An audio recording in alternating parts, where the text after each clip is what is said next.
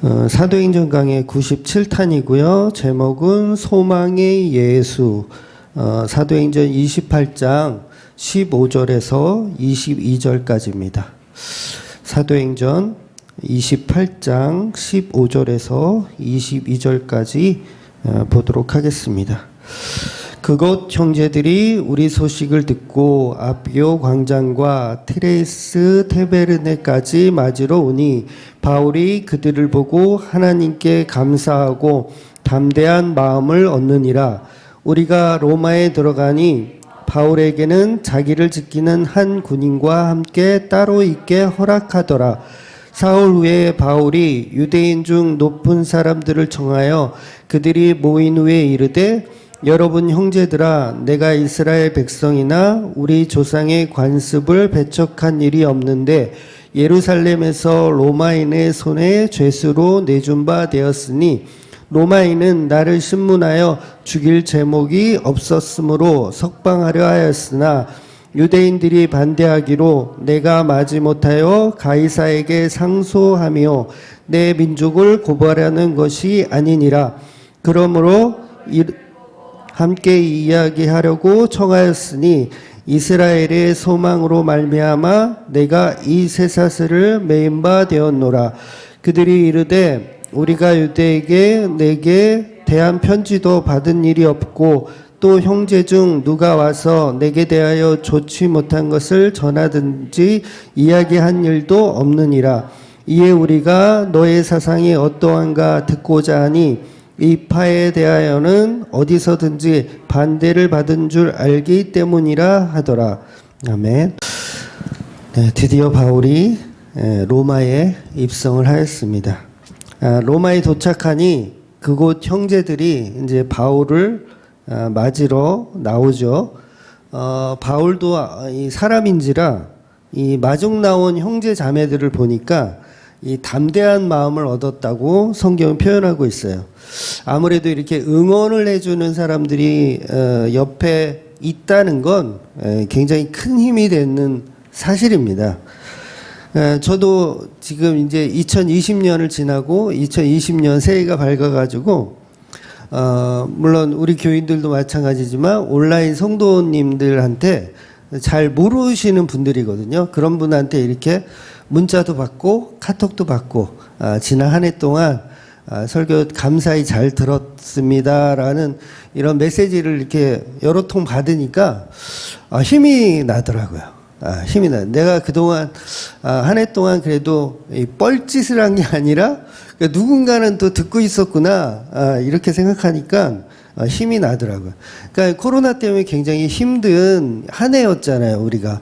그래서 출석하시는 분들도 많이 줄었고 하다 보니까 의기소침할 수 있는데 그래도 이 연말에 또 새해에 이렇게 인사들을 받으니까 나는 혼자가 아니었어 이런 생각이 들더라는 거죠.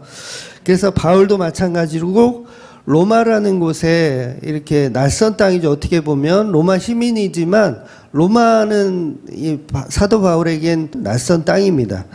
그래서 왔는데 자기를 반겨주는 사람들이 있다는 건 이제 큰 힘이 되었던 것 같습니다. 그래서 담대한 마음이 더 생겼죠. 이제 복음을 더 잘 전해야겠다라는 마음이 생겼다는 겁니다. 그래서 로마는 사도 바울이 직접 교회를 세운 건 아니에요.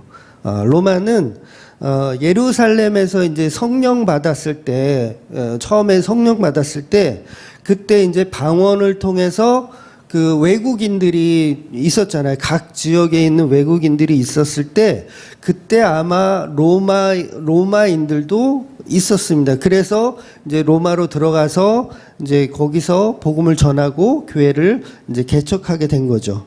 그래서 일전에도 우리가 봤지만 바울이 이제 에베소에서 목회를 하다가 그 다음에 고린도로 넘어갔을 때 로마 교인들에게 편지를 쓰게 돼요.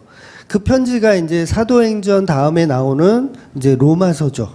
그러니까 이 로마서는 사도 바울이 로마에 오기 전에 썼던 거예요. 오기 전에. 그러니까 성도들과 어떤 이 통함이 있었던 거죠. 미리 있었던 거죠. 그래서 이 로마서는 굉장히 믿음을 굉장히 중요시 여기면서 설명했던 내용이잖아요. 아주 기본이 되는 교리를 가지고 있는 이야기를 로마 교회에 이미 편지로 보낸 적이 있습니다. 그래서 이 로마에 있는 성도들도 사도 바울을 빨리 보고 싶었던 거죠. 그래서 마중 나오게 된 겁니다. 아무튼 이렇게 로마에 도착한 바울은 사람들을 통해서 작은 환영을 받고요. 그리고 바로 이제 감옥에 투옥되게 됩니다. 그런데 본문에서 보면 아시겠지만 창살이 있는 일반적인 감옥은 아니고요. 군인 한 명이 사도 바울을 곁에서 지켜요. 곁에서 지키면서 요즘 말로 하면 이제 가택연금, 이제 집에서 투옥되는 거죠. 가택에서 투옥되는 거. 그러니까 비교적 수월하게 복음을 전할 수 있었고요. 그래서 집으로 사람들이 오기도 하고, 이제 사도 바울이 나가진 못하지만 사람들이 집으로 찾아오기도 한 그 상황으로 이제 투옥 생활을 하는 거죠. 그래서 오늘 본문의 줄거리는 바울이 유대인들에게 복음을 전하기 위해서 자기 거처로 유대인들을 초청하는 내용을 담고 있는 본문이에요. 그러니까 유대인들, 높은 유대인들을 초대해서 내가 앞으로 이제 며칠 후에 사경회를 할 거다. 성경에 대해서 내가 좀 얘기를 해줄 건데 이 얘기를 들으러 좀 와달라 라고 초청하는 내용이 오늘 읽은 본문이에요. 그래서 그 말을 이제 23절부터는 이제 설명하기 시작하죠. 설명하기 시작해요. 뭐 어떻게 설명하냐면 하나님 나라와 그 다음에 그 모든 말씀을 예수 그리스도에 관해서 이제 풀어서 설명하는 그 사경회를 사도 바울이 로마에서 하게 됩니다. 그랬더니 누구는 믿고 누구는 믿지 않더라 라고 하면서 사도행전이 이제 끝나버리는 거예요. 그냥. 그래서 비록 바울은 죄인의 신분으로 감옥 생활 가운데, 지금 감옥 생활이에요. 감옥 생활 가운데 있지만 복음은 여전히 선택받은 백성에게 잘 전달이 되더라는 걸 표현하고 있는 내용입니다. 그뿐 아니고 우리가 잘 알고 있는 옥중 서신도 지금 이 투옥되고 있는 이 로마의 1차 투옥 때 기록하게 돼요. 그래서 옥중 서신이 에베소서, 빌립보서, 골로새서, 빌레몬서 이런 책들이 지금 1차 투옥된 상황에서 옥중서신으로 쓰게 되는 겁니다.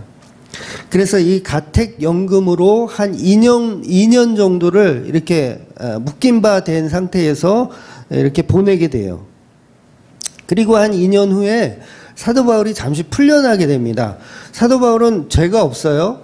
재판하면 분명히 이깁니다. 죄가 없기 때문에 한 2년 정도 투옥을 하다가 이제 풀려나게 돼요. 잠시 풀려나게 되어서 이제 마지막 전도 여행을 사도 바울이 또 하죠. 그래서 유럽과 소아시아를 또 다니게 됩니다. 요 상황을 이제 4차 전도 여행이라고 이렇게 얘기할 수 있는데요. 이 마지막 전도 여행을 다 하고 나서 또 한 번 로마에 또 투옥이 돼요. 2차 투옥이 또 됩니다. 그래서 이때는 두 번째 투옥 때는 여러분이 잘 아시는 그 폭군 네로 황제, 폭군 네로 황제. 그 영화 같은 데서 보면 이제 네로 황제가 나중에 막 미쳐가지고 로마에 막 불지르잖아요. 로마에 불지르고서 그 불타는 광경을 막 이렇게 즐겼다고 그러잖아요. 그래서 그 로마에 불지른 방화범들이 저 기독교인들이다라고 이렇게 뒤집어 씌워가지고 이 기독교인들을 다 잡아 죽이는 그런 박해하는 상황이 오죠. 그때 사도 바울도 이제 투옥이 되고 2차 투옥이 되고 그다음에 참수되어서 죽게 되는 겁니다. 그래서 이 참수되는 장면은 성경에는 나오지 않아요. 성경에는 없고 다른 역사서를 통해서 우리가 확인할 수 있는데 베드로도 이제 바울과 같은 비슷한 시기에 이제 순교를 하게 되거든요. 아무튼 이렇게 이 바울의 일생이 이제 거의 끝나갈 무렵인 거예요. 지금 이제 사도행전이. 그래서 지금은 1차 투옥 시기이기 때문에 비교적 편안하게 복음을 전할 수 있는 거죠. 2차 때에 비하면. 그래서 바울은 다른 곳에 이렇게 전도하러 갔을 때와 마찬가지로 이곳 로마에서도 도착하자마자 누구에게 복음을 전하냐면 바로 유대인들에게 복음을 전하는 거예요. 하여튼간 바울은 일관돼요. 유대인들에게 꼭 복음을 전해요. 늘 항상 실망의 연속이지만 계속 유대인들에게 복음을 전하는, 아주 끈질기게 독사의 자식들에게 찾아가서 복음을 전하더라는 거예요. 회칠한 무덤에게 찾아가서 복음을 전하더라는 거예요. 그러니까 복음이 없는 교회를 향하여 복음을 전하는 게 바울의 이 특징이라고 할 수 있죠. 물론 그뿐 아니고 이방인들에게도 복음을 전하긴 하지만 바울은 항상 어느 지역에 가든 꼭 유대인의 회당을 찾아가서 유대인들을 먼저 이렇게 전도하는 모습을 계속 볼 수가 있습니다. 그래서 본문 17절에 보면 유대인 중에 높은 사람들을 청하여 상황을 설명하죠. 자기의 상황을 설명하고 사경회에 초대하겠다라는 이야기를 하는 거예요. 그래서 좀 전에 말씀드린 대로 23절에 보면 날짜를 정해서 바울이 있는 곳으로 많은 사람들이 모이게 돼요. 이 말씀을 이제 들으러 사람들이 모이는 거죠. 그래서 드디어 로마에서, 그렇게 꿈꿔왔던 로마에서 사도 바울이 첫 사경회를 하게 되는 거예요. 첫 사경회가 무슨 뜻인지 아시죠? 성경을 조사해서 이렇게 설명하는 설교를 하게 된다는 얘기예요. 그래서 오늘 본문에서 유대인들이 바울을 초대하는데 뭐라고 초대하는지 그게 중요한 거잖아요. 무슨 말을 했기에 유대인들이 그렇게 많이 모일 수 있었나. 사도 바울이 죄인이고 사실 보잘것없는 한물간 인물인데 말 몇 마디 했는데 23절에 보니까 많은 유대인들이 모여서 정말 긴 시간 동안 설교를 듣더라는 거예요. 그러면 그거를 초대하는 어떤 모양새가 어땠는지 그걸 우리가 오늘 본문으로 보자는 거예요. 뭐라고 이렇게 사경회에 초청을 하는지. 그 내용이 바로 본문 20절입니다. 이스라엘의 소망으로 말미암아 내가 이 쇠사슬에 매인 바 되었다고 말하는 거예요. 요게 초대의 본질이에요. 요걸 설명하니까 유대인들이 이제 귀가 조금 열린 거예요. 아? 이스라엘의 소망으로 말미암아 내가 쇠사슬에 묶인 바 되었다? 이 얘기를 듣고 사람들이 모이기 시작하더라는 거죠. 그러니까 가택연금의 상태이지만 16절에 보면 군인 한 명이 전담하여서 이렇게 바울을 감시했다 이렇게 표현하거든요. 그러니까 왜 옛날 그 드라마 같은 데 보면 형사가 범인을 잡으면 옛날 수사반장에도 그런 장면이 가끔 나왔던 것 같은데 경찰이 범인을 잡으면 경찰의 왼손과 범인의 오른손에 수갑을 채워요. 그리고 같이 다니죠. 네, 같이 다녀요. 그러니까 요게 이제 지금 요 상황하고 비슷한 건데 1대1로 전담 마크 하는 사람이 뭐 이건 성경에 나오지 않아요. 그냥 이렇게 역사서 같은 데 보면 이렇게 한 사람의 군인이 한 명의 죄수를 같이 묶는 거예요. 쇠사슬로 같이 묶어서 이 사람이 뭘 화장실을 가든 뭘 하든 계속 따라다니는 거예요. 계속 따라다니면서 감시를 하는 거죠. 그러니까 이런 법이 이제 로마에 있었다고 합니다. 그래서 아마도 이 사도 바울이 말하는 쇠사슬에 묶인 바 되었다는 이 쇠사슬은 1대1 감시를 당하고 있는 그 상황을 설명하는 거예요. 그래서 그렇게 어려운 상황에서도 사도 바울은 복음 전하는 일을 멈추지 않았다는 거죠. 그러니까 한마디로 복음에 미쳐 있는 사람, 복음 전도에 미쳐 있는 사람. 그렇게 사도 바울이 유대인에게 복음을 전할 테니 언제 몇 시까지 유대인들을 데리고 와달라고 유대인들 중에 높은 사람들을 청하여 사경회에 참석해달라고 말하는 것입니다. 그랬더니 이 유대인들은 뜻밖의 반응을 보이고 있어요. 바울은 죄인의 모습으로 있기 때문에 무슨 말을 해도 와닿지 않아야 그게 정상이거든요. 지금 여러 그 동네를 다니면서 지역을 다니면서 사도 바울이 유대인에게 접근했을 때 호의적인 사람들이 거의 없었잖아요. 다 호의적이지 않았는데 희한하게 이 로마에 있는 유대인들은 굉장히 사도 바울에게 호의적인 모습을 지금 보이고 있어요. 아마도 바울의 말 중에 내가 쇠사슬에 묶임 바 된 것은 이스라엘의 소망 때문이라고 한 그 말이 분명히 그들인가 뭔가 궁금증을 이렇게 자아내게 했다라는 거죠. 왜냐하면 이들에게 이스라엘의 소망은 결국 뭐냐면 구원이거든요. 이스라엘 소망이 뭐겠어요? 구원이에요, 구원. 물론 그들이 생각하는 구원과 기독교가 생각하는 구원은 약간 다르죠. 그들은 어떤 정치적인 구원을 생각하고 있겠죠. 너무너무 중요한 내용이기 때문에 쇠사슬에 묶여있는 목숨 걸고 온 바울의 말을 들어볼 가치가 있다라고 생각한 거예요. 과연 그 소망이 뭔지, 쇠사슬에 묶인 바 된 상태에서도 전해야 하는 그 복음이 뭔지를 들어보고 싶은 마음이 생긴 거죠. 어쩜 유대인을 사랑하는 바울의 진심이 통했다고 볼 수도 있는 거죠. 그래서 예수님은 끝까지 우리를 사랑하시는 그것을 바울을 통해서 이제 보여주고 있다고 해도 과언이 아닌 거죠. 그래서 사경에 초청하는 그 복음의 씨앗이 뿌려지게 되는 것입니다. 그 말을 들은 유대인들은 21절과 22절에 유대인들이 어떤 선입견도 없이 바울의 말을 듣겠다고 하는 것입니다. 이런 태도는 다른 지역에서는 볼 수 없었던 태도죠. 우리가 바울의 전도 여행을 계속 확인했지만 친절한 동네가 없었잖아요. 결국 모든 상황은 성령께서 인도하고 계셨다라는 그렇게밖에는 설명이 안 되는 내용이에요.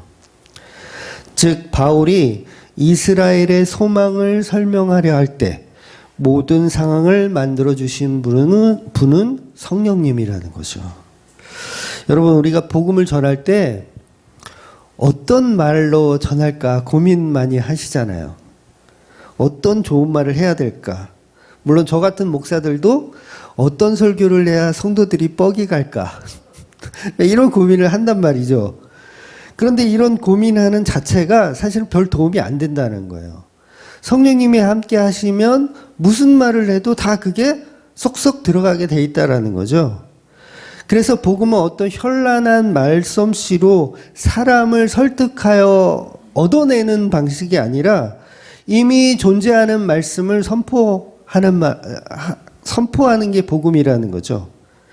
그래서 인간의 노력 여하에 따라서 부흥되고 안 되고가 결정되는 게 아니라, 물론 열심히 우리가 성경을 보고 성경을 읽고 공부하고 조사하여서 말씀을 선포하는 건 맞지만 공부로만은 부족하다라는 거예요.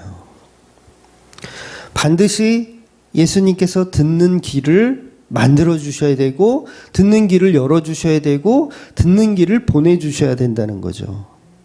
그래야 복음이 이해되고 그 사람이 이제 성도라는 거죠. 그래서 그냥 별 생각 없이 툭 던진 말에 자복하고 회개하는 사람들이 생기기도 하는 거예요. 근데 내가 정말 작정하고 저 인간은 내가 어떻게 해서든지 내가 사상을 다 뜯어 고쳐가지고 내가 설득하여서 바꿔보리라 하고 막 이렇게 해도 결국은 욕만 드립다 하고 이렇게 떠나가는 경우가 있더라는 거죠. 그래서 현란한 말솜씨는 큰 의미는 없다라는 거예요. 제가 지금 목소리가 약간 좀 갈라지죠. 네, 목소리가 약간 갈라져요. 그래서 이 출애굽기 녹음할 때도 출애굽기 녹음을 수요일부터 또 갈라지네. 수요일부터 금요일까지, 아니 토요일까지죠. 수요일부터 토요일까지 계속 녹음했어요. 몇 번을 녹음했는데 계속 갈라져. 아이, 코로나가 끝나야지. 이거 도대체 카메라 보고 설교하기가, 예, 제 스타일이 아니에요. 그러니까 직접 얼굴을 보고 이렇게 얘기해야 이게 갈라져도 힘 안 들이고 하는데, 네. 그러니까 그런 것들이 다 의미가 없다라는 거죠. 어떤 좋은 목소리, 아니면 좋은 말투, 뭐 이런 게 크게 의미가 없다라는 거예요. 성령께서 원하시면 다 듣게 하시더라는 거죠. 그래서 본문에서도 바울도 로마의 형제들의 모습을 보니까 담대한 마음이 생겨서 쇠사슬이 묶인 바 되었지만 더 열심히 담대히 복음을 전할 수 있더라는 거죠. 그래서 이 사도행전 28장의 끝에 가면 어떤 말이 있냐면 사도 바울이 거침없이 복음을 전하는 내용이 들어있는 거예요. 다음 주에 보겠지만 아무튼 이렇게 인간이 고민해서 설교를 준비한다고 하지만 결국 성령님이 열어주셔야 되지 인간의 노력으로는 소용이 없다는 거죠. 그러니까 목소리가 조금 갈라져도 들을 사람은 다 듣더라는 거예요. 그래서 24절에 보면 누구는 듣고 믿고 누구는 듣고 믿지 않고 이렇게 나오는 거예요. 그럼에도 불구하고 31절 마지막 절에 가서는 계속해서 사도 바울이 거침없이 복음을 전하더라라고 끝나더라는 거죠. 그러니까 결국은 누가 듣건 누가 안 듣건 그냥 복음을 쏟아내면 된다는 거예요. 그냥 쏟아내면 된다는 거예요. 복음을. 그러니까 이단 소리가 무서워서 복음을 못 전하는 경우도 있잖아요. 우리가 이단 소리가 무서워서. 근데 거침없이 사도 바울은 복음을 쏟아내더라는 거예요. 그래서 22절에 보면 거기 파당이라는 말이 단어가 나오거든요. 너희의 파가 좋은 얘기를 듣지 않는다는 걸 우리가 안다. 요걸 유대인들이 얘기해요. 사도 바울 내가 너에 대해서는 잘 모르겠는데 하여튼 너는 욕을 많이 먹고 있다라는 걸 알아. 이 얘기를 하는 거예요. 그러니까 이 파당이라는 이 단어가요. 이단이란 뜻이거든요. 이단이란 뜻. 그러니까 바울은 이단이란 소리를 들어도 거침없이 손가락질을 받아도 거침없이 복음을 전하더라는 거죠. 그래서 사도 바울도 이단 소리를 듣는데 우리가 뭐 그것 때문에 막 이렇게 주눅들 필요는 없다라는 거죠. 이단이란 얘기는 아닙니다. 중앙교회가. 네. 그렇게는 오해하지 마시고. 결국 우리가 내 가치를 챙겨가면서, 복음을 전할 필요는 없다라는 거죠. 성령께서 알아서 하신다는 거예요. 그렇다고 아주 성의 없이 복음을 전하라는 얘기는 또 아닙니다. 그러니까 예수님을 사랑하는 마음만 있다면 열심히 공부하지 말라 그래도 성경 공부하게 되잖아요. 예수님을 사랑하면. 그러니까 우리가 연애를 할 때도 막 어떤 여인이 이게 연애를 하게 됐어. 근데 너무 그 여자가 사랑스러워. 그러면 그 사람에 대해서 계속 알고 싶어지는 거잖아요. 알고 싶어지고 어디에서 태어났고 유년 시절을 어떻게 보냈고 학교는 어딜 나왔으면 이게 궁금해지잖아요. 그래서 그렇게 해서 공부를 하는 거지 그게 공부하기 때문에 그 사람이 더 좋아지는 건 아니라는 거죠. 그래서 예수님을 사랑하는 그 마음만 있다면 결과적으로 뭘 전해야 할지는 스스로 공부하게 되고 성령께서 계속 길을 열어주신다는 거죠. 아무리 단순한 복음을 전하더라도 성령께서 알아서 일하시기 때문에 사람들은 결국 인간의 말솜씨가 아닌 성령의 선포되는 그 언어 때문에 그 방언 때문에 말씀을 듣게 되는 것. 그래서 늘 항상 복음의 중심에는 예수 그리스도의 사랑이 담겨져 있어야 된다는 거죠. 십자가의 피로 중심이 바로 서 있다면 그 피를 전하면 이제 그만이라는 거예요. 십자가 피를 전하는 거 말고 중요한 게 있습니까? 중요한 게 없어요. 예수 그리스도의 십자가 피 전하는 것 말고 중요한 건 없어요. 그 십자가의 은혜, 그 십자가의 사랑, 그 십자가의 소망, 그 진심으로 복음을 전하면 그것으로 충분하다는 거죠. 사도행전은 그 모습을 지금 보여주고 있는 거예요. 이제 다음 주면 이제 거의 한 2년 가까이 사도행전을 강의를 했는데 이제 다음 주 한 주만 하면 이제 완결이 될 것 같아요. 그러니까 1탄이 뭐였냐면 예수의 친구 교회라는 제목이었어요. 예수의 친구 교회. 결국 사도행전은 교회를 만들어가는 과정들을 계속 설명하고 있었던 거예요. 교회를 만들어가는 과정. 그래서 그 교회를 만드시고 이끄시는 분은 우리 인간의 노력들이 아닌 예수님이라는 걸 계속 말해주고 있는 거죠. 그래서 사도행전을 가만히 이렇게 들여다보면 용두삼이란 말이 생각이 나요. 용두삼이. 그러니까 사도행전 시작은 창대하게 시작하는 것 같아요. 막 120명의 그 제자들이 그리고 또 수십망의 제자들이 막 베드로가 한번 설교하면 막 5,000명씩 막 3,000명씩 막 이렇게 회개하고 막 그런 역사가 일어나잖아요. 그렇게 뜨겁게 시작했던 사도행전이 갈수록 작아져요. 네, 갈수록 작아져. 그러니까 온갖 고난을 다 겪고 있는 바울을 우리가 계속 보고 있잖아요. 생명만 간신히 건져가지고 로마에 그것도 결박된 상태로 가요. 그것도 이제 로마에 가서도 감금 상태, 감금 상태로 복음을 전하는. 그리고 28장에 가면 뭐 다 믿었다 이것도 아니고 믿는 사람도 있고 안 믿는 사람도 있더라. 이렇게 용두사미처럼 끝이 나더라는 거죠. 그러니까 사도행전을 보면서 내 시작은 미약하였으나 내 나중은 심히 창대하리라라는 말에 적용은 거짓말이 되는 거예요. 그렇게 적용할 수가 없는 거예요. 실제로는 내 시작은 굉장히 창대하였는데 내 나중은 힘이 미약하리라로 끝나더라는 거죠. 얼마나 미약했으면 바울이 쇠사슬에 묶인 채로 복음을 전하고 있냐고요. 아니 목숨 걸고 지금 이렇게 왔으면 로마까지 왔으면 로마는 사도 바울이 꿈꾸기도 했지만 예수님도 명령하셨잖아요. 네가 로마에 가서 복음을 전해야 되리라. 이렇게까지 말씀하셨으면 로마에 가자마자 황제부터 딱 만나가지고 황제한테 정말 예수를 딱 전해가지고 황제가 막 뒤집어져. 왜 그 멜리데 섬에서 뱀한테 독사한테 물리고도 아무렇지도 않았잖아요. 한 뱀쇼 한번 하고 그 황제 앞에 가서 자 보십시오. 이 독사들이 저를 무는 걸 보십시오. 이러면서 뱀쇼 한번 하고 그다음에 병자 고치는 것도 좀 보여주고 이러면 황제가 뒤집어질 거 아닙니까?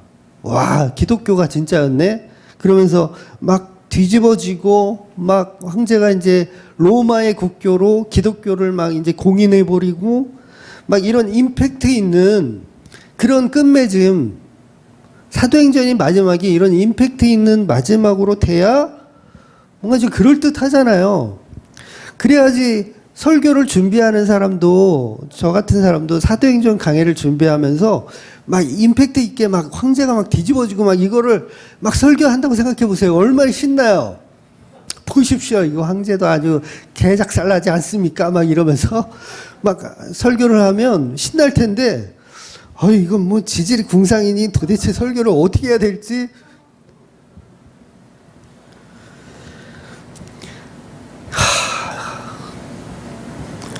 그러니까 이게 자기 모순에 빠지게 되는 거예요. 사람들이 복음을 조금 안다고 해놓고서 막 이렇게 복음 조금 알면 뭘로 가요? 다 심히 창대하리라 쪽으로 가잖아요. 막 가다 보니까 이게 아니야. 그럼 자기 모순에 빠져가지고 창대는커녕 이거 쪽박이네. 이거 도대체 어떻게 된 거야? 바울이 노년에 전도를 하잖아요. 2차 토국 때는 더 심하거든요. 지금 1차 때는 이건 아무것도 아니에요. 2차 토국 때는 디모데에게 편지를 쓰는데요. 데마라는 제자는 나보다 세상을 더 사랑해서 떠나갔다. 그리고 지금 내 곁에는 누가만 혼자 내 곁을 지키고 있다. 올 때 내 잠바 좀 갖다 줘. 여기 너무 추워. 어? 여기는 가택연금이 아니거든. 2차 토목 때는 진짜 감옥이거든요. 그러니까 복음의 마무리가 인간의 상식하고는 전혀 다른 방향성으로 가더라는 거예요. 그러니까 사람들이, 이 교인들이 예수를 믿어보려다가 막 이런 내용들이 나오면 이게 막 해석이 안 되는 거죠. 예수 믿으면은 만사형통 된다고 그래가지고 교회 나오기 시작했는데 만사형통이 아닌데요, 목사님? 그럼 목사는 또 이걸 또 설명해 줘야 되는데 목사도 난감한 거야. 왜 성경이 이렇게 지질이 궁상이지? 좀 이렇게 잘 되는 걸로 이렇게 하면 설교할 맛이 날 텐데? 그러니까 세상적인 시각으로 보면 한마디로 소망이 없다는 거예요. 성경이 말하고 싶은 건 뭐냐면 너희들은 소망 없어. 이 얘기하고 있는 거예요. 바울은 고난의 연속이잖아요. 용두사미가 맞죠? 그런데도 불구하고 굴하지 않고 은혜로 말씀을 준비하고 편지를 쓰는 사도 바울. 그러니까 이 용두사미는 성도만 볼 수 있게 하는 독특한 방식이라는 거예요. 하나님이 이 방식을 계속 써먹으세요. 내 시작은 창대했지만 내 나중은 미약하리라. 요 방식이 하나님의 방식이란 말이에요. 세상의 방식은 내 시작은 미약하였으나 내 나중은 힘이 창대하리라. 이건 세상의 방식이고, 하나님의 방식은 처음에는 그럴듯하게 시작하다가 점점 뭘로 끝나요? 티끌로 끝나고 없음으로 끝나는 거. 그런데 이걸 성도만이 알아본다는 거예요. 그럼 성도 아닌 사람들은 당연히 데마처럼 세상이 좋아서 떠나가게 되어 있더라는 거예요. 결국 바울의 인생 쇠사슬에 묶여서 이 땅의 소망이 아닌 하늘의 소망을 두고 있다는 것을 표현해내고 있는 게 본문의 목적이라는 거예요. 이 모습이 우리가 믿어야 하는 예수님의 모습이기도 한 거예요. 신년에 문자 많이 받으셨죠? 네. 다들 왕따시라 별로 안 받으셨나요? 이제 신년에 문자를 많이 주고받잖아요. 그럼 대부분이 신년에는 소원 성취를 이루소서. 이런 기복적인 문자들을 서로 많이 종교가 없는 사람들도 많이 주고받아요. 얼마나 많이 이렇게 그런 문자들을 인사로 나누셨습니까? 물론 그런 인사가 나쁘다는 건 아니에요. 상관없어요. 소원 성취하라고 이렇게 인사로 하는 거야. 별 그렇게 문제가 없죠. 그러나 성도에게는 중요한 것은 이 세상의 소원 성취가 목적이 되어서는 안 된다는 거죠. 올 한 해도 십자가라는 소망을 품고 살아야 하는 저와 여러분이 되어야 한다는 거죠. 그래서 바울이 예수님을 정말 사랑하기 때문에 이 모든 고난을 감당해내더라는 겁니다. 저와 여러분이 어디에 소망을 두고 사십니까? 솔직히 어디에 소망을 두십니까? 2021년이 오면 왔죠. 이제 새해 첫 설교인데 2021년이 오면 뭔가 천지개벽이 일어나고 2021년 12시 안 주무셨죠? 다 주무신 분도 계신가요? 대부분 안 자잖아요. 12시 그 연예대상 막 보다가 아니면 가요대전 보다가 이렇게 재미없어 막 보다가 12시 딱 되면 뭔가 천지개벽이 일어났으면 좋겠다. 예수님 휴거나 그냥 오시면 안 되나? 이렇게 별의별 생각을 다 해요. 뭔가 좋은 일이 생길 것 같아. 뭔가 달라질 것 같아. 2021년은. 그런 기대 심리가 있어요. 사람에게 다 있습니다. 교회를 안 다니는 사람도 있어요. 죄수 없는 2020년은 이제 가고, 이제 운수대통한 2021년이 오라. 그런 마음으로 우리가 품고 있잖아요. 그래서 코로나로 사회적 거리두기 하라 그러는데, 그래서 막 해돋이 관광 명소도 다 금지시키고 그랬는데, 그 금지 안 된 소규모 거기에는 사람들이 미어 터졌대요. 주차할 공간이 없을 정도 미어 터졌대. 사람들이 왜 그러냐면, 코로나보다 나는 저 태양의 소원을 비는 게 더 중요한 거야. 왜냐하면 그 소원 못 빌었다가 2021년이 이 전문 용어로 조져버리면 어떡하나. 네? 표준어입니다. 욕 아니에요. 조지다. 이거는 매우 강하게 여러 번 때리다. 그런 의미예요.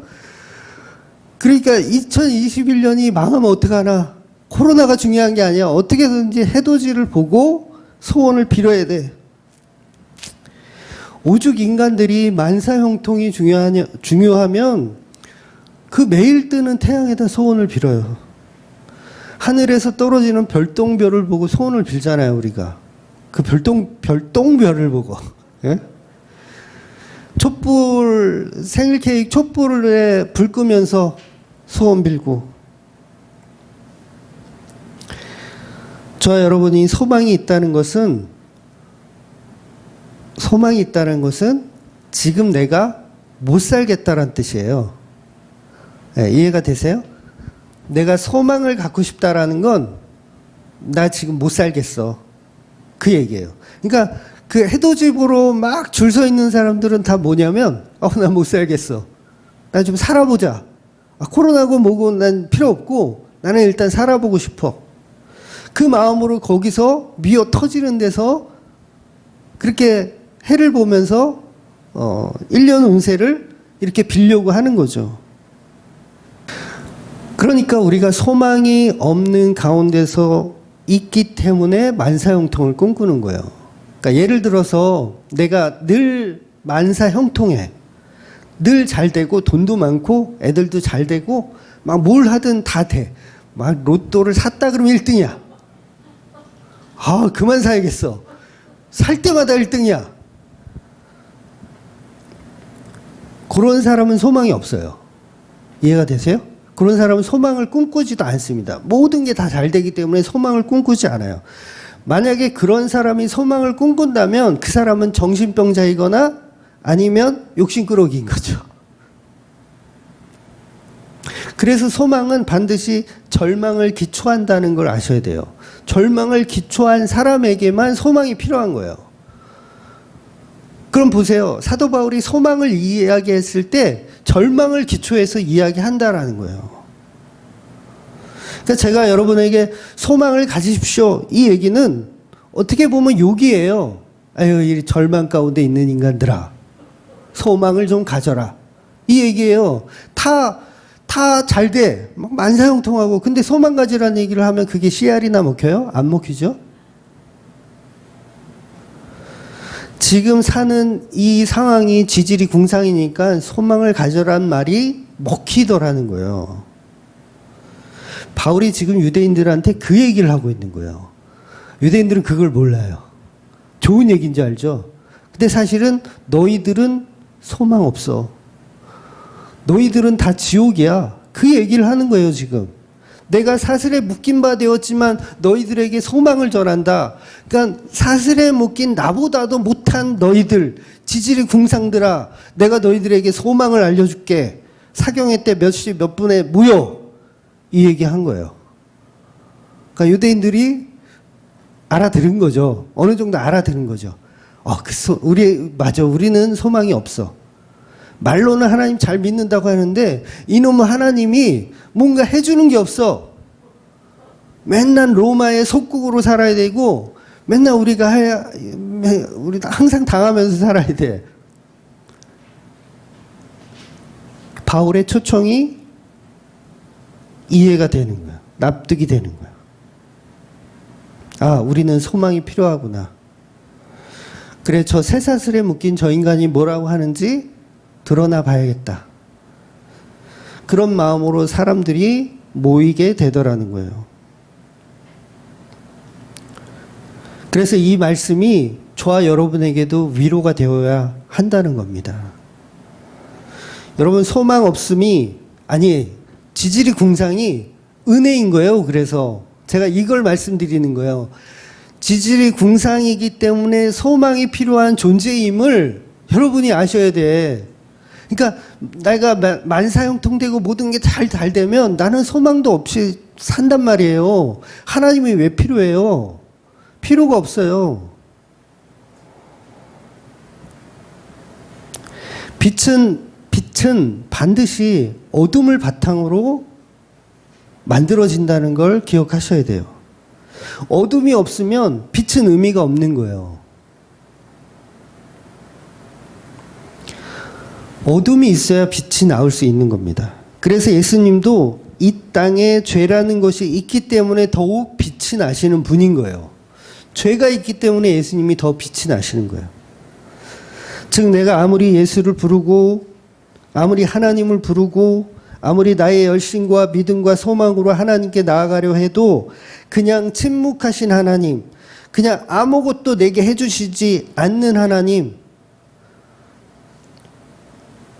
그 하나님이 있을 때 우리가 소망을 본다고요. 하나님이 다 들어주셔. 내가 뭐 말만 하면 다 들어주셔. 소망을 안 꾼다는 거예요. 그러니까 성도는 반드시 하나님께서 그 소망을 꿈꾸게 하시는데 그 소망이 뭐냐면 어둠 가운데 밀어 넣으시는 거예요. 새해 초부터 해야 할 설교는 아니지만 하필 또 사도행전이 마무리되는 이 시점에서 그래서 하나님은 계속해서 침묵하시더라는 거예요. 소망을 주기 위한 과정이라는 거죠. 그래서 출애굽기 20장에 보면 이제 사경회 때 말씀드렸는데 어둠 속에 거하시는 하나님을 표현해요. 암흑 속에 계신 하나님, 암흑 속에 계신 하나님, 흑암 속에 계신 하나님, 이렇게 성경이 표현해요. 출애굽기 20장이.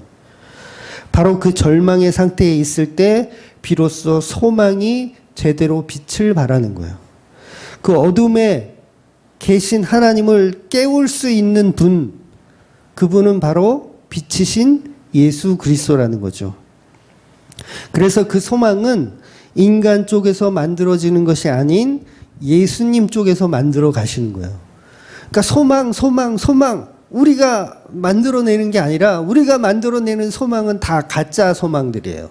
다 가짜. 로또 1등 해주세요. 이런 소망이에요. 근데 그 진정한 소망은 하나님이 만들어 가신다고요.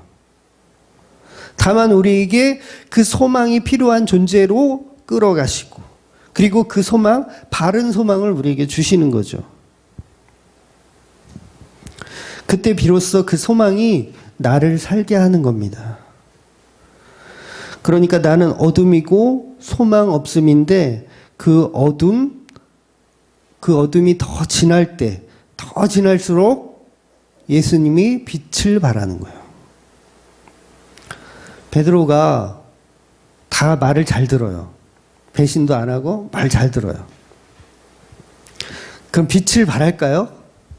빛을 못 발해요. 배신하고 막 이렇게 어두운 가운데 있어야 예수님이 찾아오심이 빛을 발하는 거예요.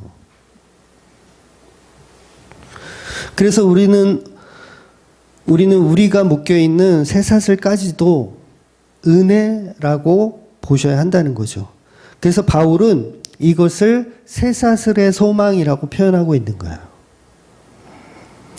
내가 만든 나의 소망은 결국 가짜이기 때문에 나를 죽게 하지만 예수님이 주시는 소망은 나를 살게 하십니다. 그래서 진짜 소망을 볼 수 있는 자로 쇠사슬에 묶여 있는 자로 만들어 가시는 거예요. 너무 싫죠? 여러분 바울처럼 쇠사슬 묶였다고 생각해 보세요. 뱀쇼도 한번 못 해보고 이대로 끝나는 건가? 아우 싫어. 막 싫어 발버둥 쳐요 우리가. 근데 이미 저와 여러분은요 세상의 쇠사슬에 묶여 있어요. 그거 부정하지 마세요. 이미 묶여 있어요.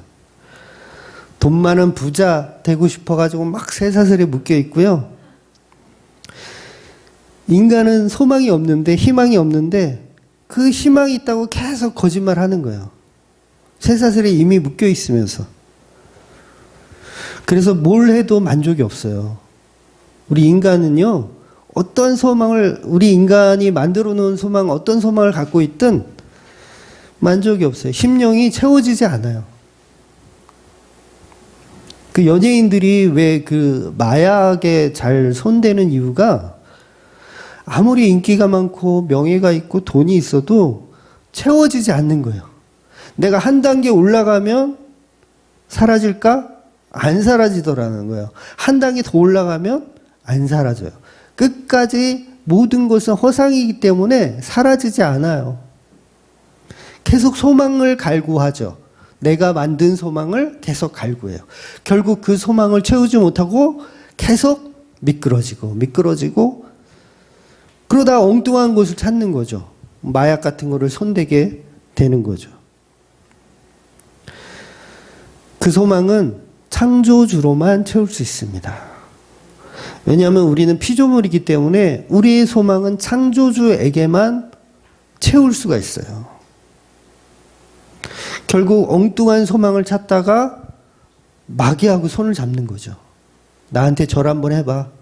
내가 모든 명예와 돈과 부와 다 줄게. 마귀한테 한번 절해봐. 다 거기다 넙죽 절하는 거죠. 근데 그 부귀영화를 받아도 당연히 채워주는 게 없는 거예요. 그럼 또 소망이 또 생기는 거죠. 비록 내가 이 땅에서 쇠사슬에 묶인 바 되어 있다고 하더라도, 온갖 고난을 당하더라도 진짜 소망은 나를 찾아오십니다. 그 진짜 소망이 바로 예수 그리스도고 예수 그리스도의 십자가라는 거예요. 그런데 우리는 소망을 내 안에서 자꾸 찾으려고 노력하죠. 그게 이제 우리를 종교화시키는 마귀의 전략인 거예요. 그래서 이 소망을 채우기 위해서 기독교라는 이 종교의 탈을 쓰고 우리가 그런 것들을 행해요. 어떤 행위 위주로 그런 것들을 채우려고 해요, 소망을. 기도원 가서 한 5시간을 내가 방언을 한번 해보면 뭔가 채워지지 않을까. 내가 헌금을 그냥 목사님 입 찢어질 만큼 하면 뭔가 채워지지 않을까. 근데 안 채워지더라는 거예요, 뭘 해도. 아무리 율법적으로 신앙생활을 열심히 해도 안 채워지더라는 거예요. 그래서 진정한 소망은요, 반대입니다, 반대. 뭘 갖다가 막 바치고 뭘 이렇게 해가지고 하는 게 아니라, 진정한 소망은 뭐냐면, 내 이름이 삭제되는 거예요. 내 이름이 없어지는 거. 이게 진짜 성경이 말하는 소망이에요. 다시 한번요, 이게 중요한 거예요. 진정한 소망은 내 이름이 없어지는 거. 그러니까 내 이름이 없어지고 주님의 이름이 나를 부르는 거예요. 주님의 이름이 나를 부르는 거. 그러니까 내가 목적하는 내 이름, 내가 목적하는 내 이름이 있잖아요. 저와 여러분은 다 내가 목적하는 이름이 있잖아요. 제 이름은 해원이니까, 바다의 해자에 으뜸 원자니까 해적이 되는 게 나의 소망이고 나의 꿈이에요. 근데 그 해원이란 이름이 삭제되어지는 게 소망이라고요. 없어져 버리는 거예요. 그러면 주의 이름이 나를 부르는 거죠, 이제. 그때는. 그러면 이제 아브라함이 되고, 야곱이 이스라엘이 되고, 이런 식으로 주의 이름이 나의 이름을 불러줄 때, 그때 그게 진정한 소망이라는 거죠. 그러니까 진정한 소망은 내 이름이 삭제당하는 거예요. 결국 내 안에 내가 없고 내 안에 예수가 있는 거. 그럼 주의 이름이 나를 부르는 상태가 되는 거예요. 어렵지 않죠? 그러니까 소망을 우리가 계속 내 이름으로 추구하잖아요. 내 이름으로. 네 이름은 없어. 삭제돼야 돼. 삭제. 그래서 고난 주시는 거예요. 쇠사슬에 묶인 바 만들어 놓으시는 거예요. 네 이름 삭제하라고. 그런데 사도 바울이 계속 황제 만나가지고 전도해가지고 뱀쇼 해가지고 막 난리나. 그러면 어떻게 돼 있어요? 사도 바울의 이름이 계속 난리를 치겠죠. 그거 아니야. 네 이름은 삭제당해야 돼. 그래서 쇠사슬에 묶인 바 된 모습으로 끌어가시는 게 하나님의 스타일인 거예요. 그럼 2021년 주님의 이름이 저와 여러분을 부르는 것, 그게 소망이 되셔야 된다는 거죠. 내가 나로 만들어지는 소망들은 곧 망해서 없어지는 소망들입니다. 곧 망해서 없어져요. 그래서 바울이 이스라엘의 소망으로 말미암아 내가 이 쇠사슬에 묶인 바 되었노라라고 말하고 있는 거예요. 현실을 부정하지 않으면서 하나님이 결정해 주신 소망으로 이 쇠사슬에 묶인 바 된 것을 기쁨으로 여긴다는 뜻입니다. 저 여러분도 그 삶을 살게 되실 겁니다. 성도라면 반드시 하나님이 그렇게 끌어가시게 돼 있어요. 그래서 우리에게는요, 로또 맞는 게 은혜가 아니에요. 주의 이름이 나를 부르는 게 은혜입니다. 예수와 연합한 자, 예수님과 연합한 자, 이게 소망이에요. 이게 다른 게 소망이 아니라. 만사형통은 이제 동네 개나 줘버리세요. 동네 개나 줘버리세요.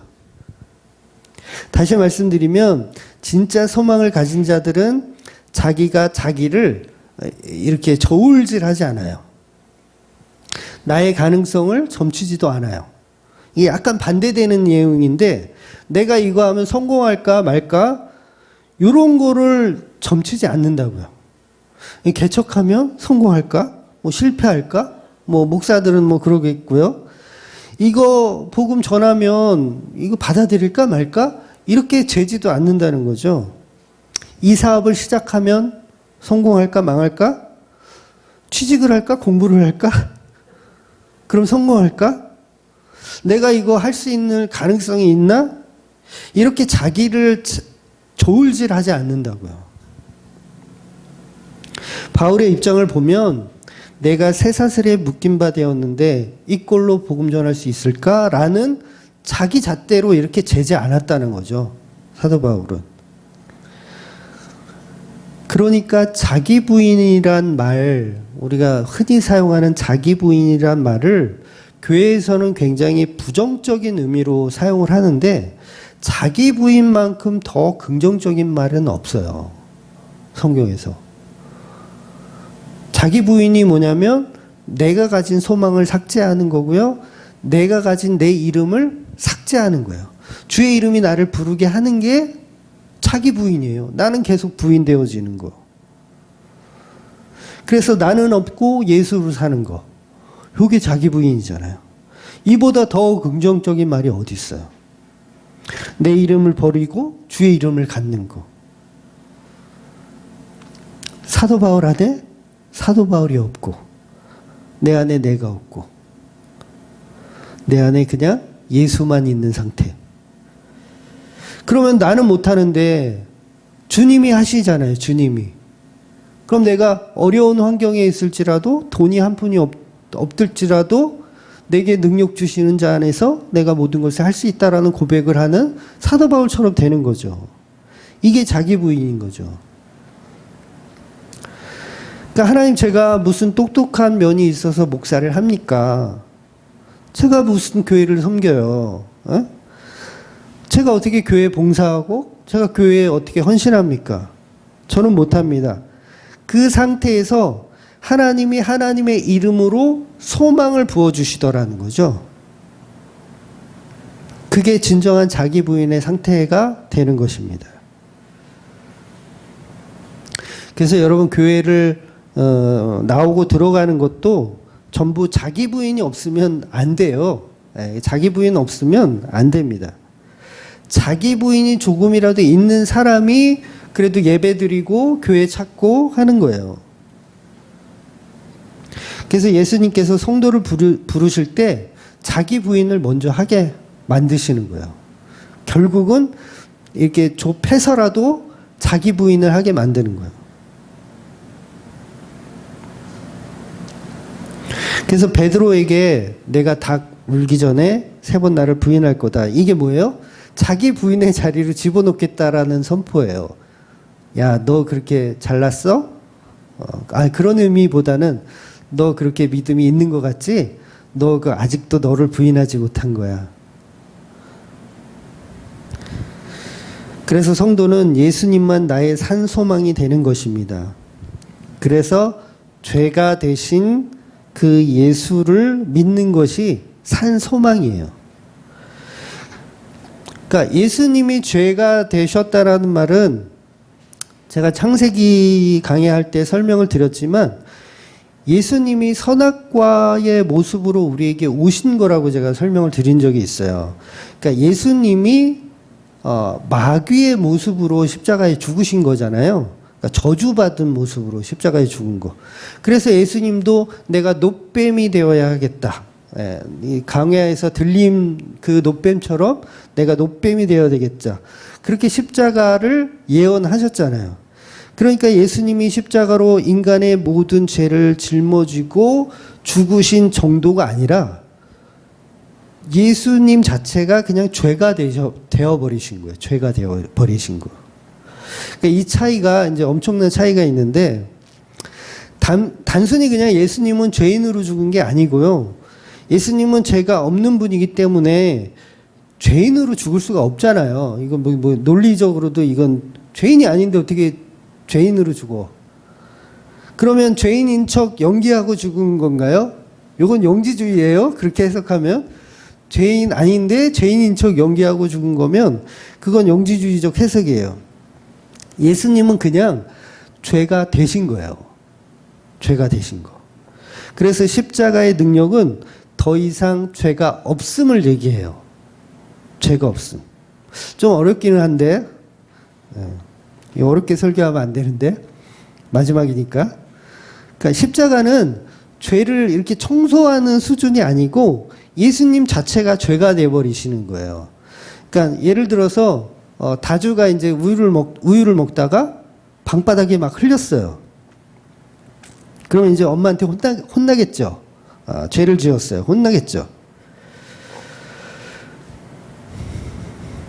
그런데 어떤 사건이 벌어지냐면 그 엄마가 우유가 돼버린 거예요. 너무 비유가 너무 적나라한가? 엄마가 우유가 돼버린 거야. 더 헷갈리네. 더 쉽게 설명드리면 내가 누군가를 살인해서 죽였어요. 지옥 갈 죄죠. 십계명 어긴 죄예요. 그런데 십자가의 개념은 뭐냐면 그 죽인 자도 예수, 죽은 자도 예수, 죄가 되어버린 예수. 이해가 되세요? 그러니까 죄와 전혀 상관없는 존재로 만들어버리는 거예요. 이 개념이. 이게 죄사함의 개념이에요. 죄사함은 죄인인 것처럼 연기해서 죽으신 게 아니라 예수님 자체가 죄가 되시는 거. 그래서 옛날 성경에는 그걸 도말되었다. 죄가 도말되었다 이렇게 표현하거든요. 그 도말이란 단어가 저는 좋더라고요. 지금 요즘 성경에는 바뀌었는데 그래서 피조 세상에서 인간이 죄인인 인간이 삭제돼 버리는 거예요. 아예 죄가 삭제돼 버리는 거예요. 그래서 텅으로 아무것도 없는 그냥 텅으로 돼버리는 존재가 되는 거. 요게 이제 예수님이 말씀하시는 거듭남의 개념. 없어져 버리는 거. 삭제되었다가 다시 태어나는 거. 이게 재창조의 개념이고. 그러니까 요게 제가 아까 말씀드린 주의 이름이 나를 부를 때, 내 이름이 삭제되고 주의 이름이 나를 부를 때, 그러니까 죄가 있었는데 이 죄가 예수가 돼버린 거예요. 그리고 내가 삭제돼 버리는 거죠. 그래서 저와 여러분은 피조 세상에서 이미 죽은 존재로 들통나는 것이 죄사함이에요. 들통나는 거. 완전히 들통나는 거. 그걸 구원이라고 얘기하는 겁니다. 그래서 골로새서 3장 3절에 보면 골로새서는 옥중서신입니다. 지금 바울이 투옥돼 가지고 이제 곧 쓰게 될 그 편지예요. 여기서 뭐라고 얘기하냐면 이는 너희가 죽었고 너희 생명이 그리스도와 함께 하나님 안에 감추어졌습니다. 이미 죽었대요. 나 살아있는데요? 아니, 너 이미 죽었어. 죽었어, 그냥. 움직이지 마. 죽었어. 이미 너희는 죽었고 너희 생명이 그리스도와 함께 하나님 안에 감추어졌다. 그러니까 예수가 십자가에 죽었죠. 그러니까 이미 죽었음. 그 죄가 죽었음. 그 죄가 예수 그리스도였던 거죠. 그러니까 예수 그리스도가 죽은 거죠.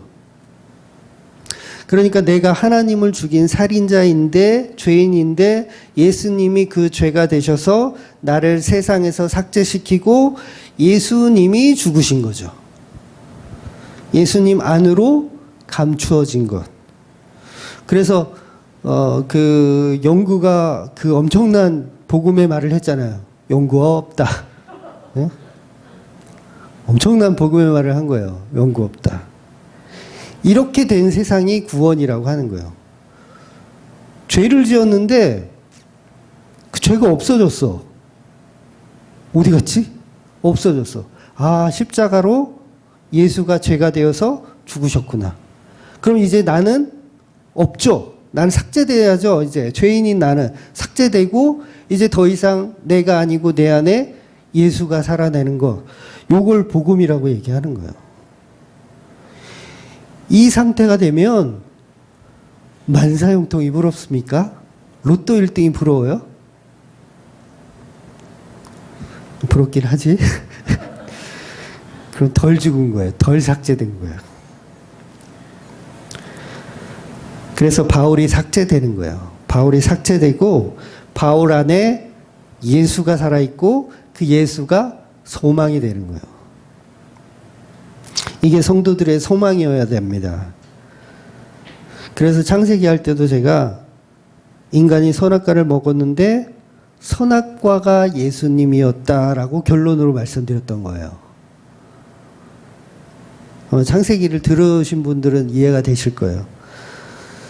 우리가 선악과를 먹었으니 죄인이라고 하나님의 말씀으로 선포가 되었는데 그 선악과를 우리가 먹어서 죄인이 되었는데 구원이 없어요. 먹었기 때문에, 우리가 먹었기 때문에.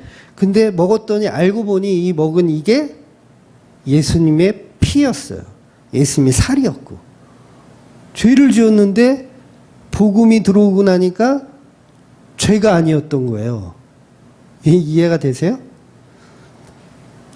여기 십자가의 능력이라는 거죠. 십자가의 능력.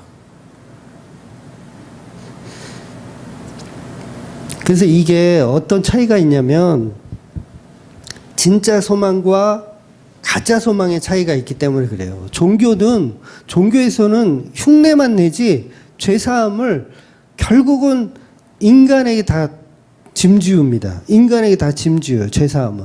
그래서 인간이 뭘 해야 구원을 얻는 방식으로 가요. 뭐 제사를 드리거나 아니면 예배를 하거나 헌금을 내거나 뭘 해야 죄사함을 받는 개념으로 종교는 다 가요. 그런데 기독교만 유일하게 예수님의 십자가로 다 끝나버리는 거예요. 다 끝나버리는 거예요. 이게 진짜 소망과 가짜 소망의 차이인 거예요. 하나님이 한번 선택한 성도는요, 반드시 구원해 내십니다. 반드시 구원해 내세요.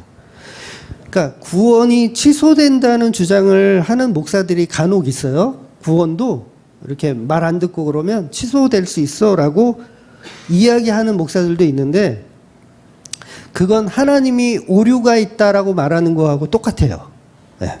하나님은 절대 오류가 없으신 분입니다. 만약에 그 사람이 구원이 취소됐다면 처음부터 그게 예정되어 있었던 거예요. 그 취소가. 그런 개념인 거지 구원 받을 사람이 취소되는 경우는 없어요. 하나님은 오류가 없으신 분이기 때문에 창조주의 오류는 없습니다. 그래서 가룟 유다의 같은 경우도 처음부터 구원이 없었던 거지 막 구원이 있었는데 막 배신해가지고 막 이렇게 구원이 취소된 개념은 아닌 거예요. 그러니까 베드로의 배신도 예수님 미리 아셨잖아요. 미리 알고 있잖아. 배신할 거를. 그거 어떻게 할까? 하나님이네. 예? 그러니까 하나님의 재창조의 플랜 안에 다 들어있는 거죠. 그러니까 제가 아까 예를 들어서 설명한 것처럼 살다가 실수로 우유를 땅바닥에 또 쏟아요. 어? 우유를 땅바닥에 또 쏟아. 그러면 또 혼날까요? 이미 그 우유는 엄마라니까요. 잘 들으셔야 돼요. 응? 성도는요, 아무리 죄를 많이 지어도요, 구원받습니다. 네, 구원받아요. 그 개념을 제가 말씀드린 거예요. 그렇다고 막 죄지으란 얘기 아니에요. 내 안에 계신 예수가 절대 그렇게 살게 두지 않으세요. 가만두지 않으세요. 근데 중요한 건 그 쏟아진 우유가 예수님이기 때문에 나는 2번 쏟든 3번 쏟든 4번 쏟든 7번이든 70번이든 77에 49든 다 용서하라고 예수님 말씀하시죠? 그 개념인 거예요. 그 개념. 왜? 쏟아봤자 그건 엄마거든요. 우유를 죄를 쏟는 게 아니라 엄마를 쏟는 거거든요. 십자가를 계속 쏟아내고 있는 거거든요. 그래서 성도들은 살면서 죄를 짓더라도 절대 구원이 취소되는 게 아니라 지옥 가는 게 아니고 계속해서 살아나는 겁니다. 그래서 죄라는 자체가 도말되는 것. 이미 예수님께서 십자가로 죽은 그 십자가의 능력은요, 모든 죄를 단번에 다 이루시는 거예요. 그래서 놀라운 거예요. 죄 한 번 짓고 십자가 한 번 또 지세요. 예수님. 아우, 내가 또 쏟았네. 또 한 번 지세요. 이게 아니라 한 번에 다. 과거부터 미래까지 다 도말하시는 게 십자가의 능력입니다. 근데 가짜들은 또 그걸 또 이용해 먹어요. 구원파처럼.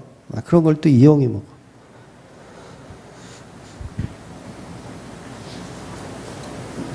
그래서 우리는 예수 안에 산 소망이 있어야 됩니다. 다른 소망은 죽은 소망입니다. 눈에 보이는 종교나 철학 전부 죽은 소망이에요. 그러니까 우리가 세상을 사는 거, 뭐 회사 다니는 거, 대학 가는 거, 사업하는 거 전부요. 이게 죽은 소망이에요, 사실은. 죽은 소망. 근데 이런 일을 하지 말라는 게 아니에요. 절대로 오해하지 마세요. 그런 일을 하지 말라는 게 아니라 내가 회사를 다니고 학교를 다니고 이렇게 하는 모든 행동들이 산 소망이 되어야 된다는 거예요. 산 소망으로 학교를 다니시고 산 소망으로 회사를 다니시고 산 소망으로 사업을 하시라는 거예요. 내 소망으로 하지 마시고. 그러면 썩어질 것만 계속 쌓는 거죠. 그러니까 처음부터 나의 목적으로 살지 말고 내 안에 예수로 사시라는 거예요. 내 안에 예수로 살면 고난이 와도 툭툭 털어버릴 수가 있어요. 사업하다 망하면은 막 목 매달고 그런 분들이 있잖아요. 막 대학 떨어졌다고 막 자살하는 친구들도 있고. 그게 뭐예요? 자기 소망으로 살아서 그래요. 자기 소망으로. 공부 열심히 하는 거 좋잖아요. 근데 자기 소망으로 한 거야. 그런데 내 소망이 아닌 산 소망으로, 예수님의 소망으로 살았던 사람은 그냥 툭툭 털어요. 툭툭 털 수밖에 없어요.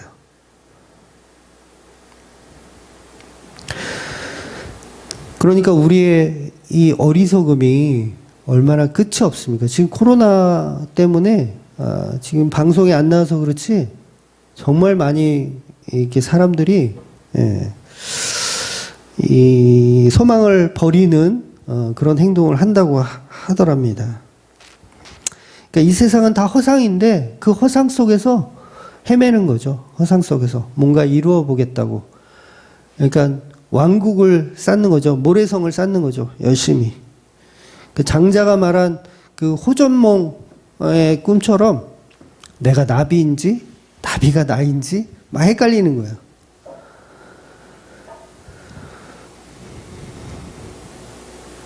전부 자기 소망을 가지고 살면 이렇게 되는 겁니다. 지금 사도 바울은 쇠사슬에 묶여서 그 산 소망을 말하고 있는 것입니다. 본문은 바울이 사교계의 초청이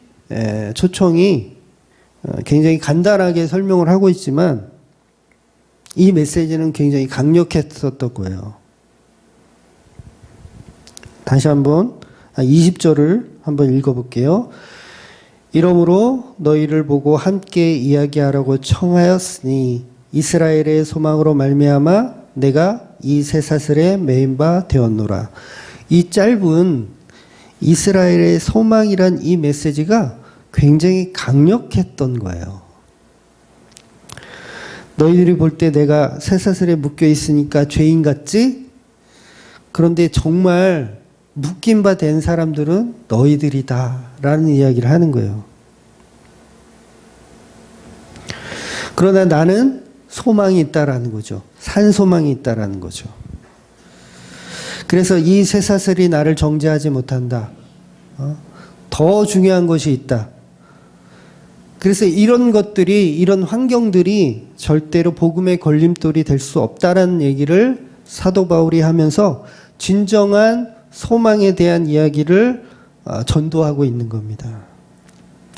그래서 예수님이 우리에게 제2의 선악과가 되셔서 살과 피를 제공하는 것, 이게 바로 십자가이고 이 십자가가 우리의 소망의 본질입니다. 그래서 성도는요, 개판으로 살아도 십자가 때문에 구원받는 거예요. 다시 말씀드리지만 개판으로 살고 싶어도 살 수가 없게 돼요. 요걸로 이제 딴지 거는 사람들 있을 텐데, 그렇게 살 수가 없죠. 내 안에 내가 없고 예수로 사는데 어떻게 개판으로 삽니까?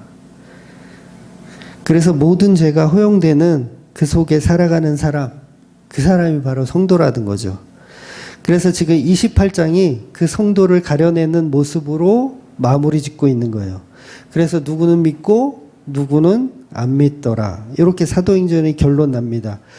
그 소망은 주체가 내가 아니고 십자가에 죽은 그 예수가 나의 소망이라는 거. 내가 주인이 아닌 예수님이 주인된 삶을 살게 되더라는 거예요. 여러분은 어떤 인생을 원하십니까? 내가 주인된 삶을 원하십니까? 아니면 예수님이 나의 주인으로 사는 그 인생을 원하십니까? 반드시 우리는 우리의 환경을 보지 마시고 쇠사슬에 묶인 바 되었지만 여전히 자기를 부인하고 있으며 여전히 산소망을 전하고 있는 이 바울의 모습을 통해서 2021년도 우리가 자기 부인의 삶으로 내가 삭제되고 예수로만 살아내는 저와 여러분이 되시기를 주의 이름으로 축원드리겠습니다. 기도하겠습니다.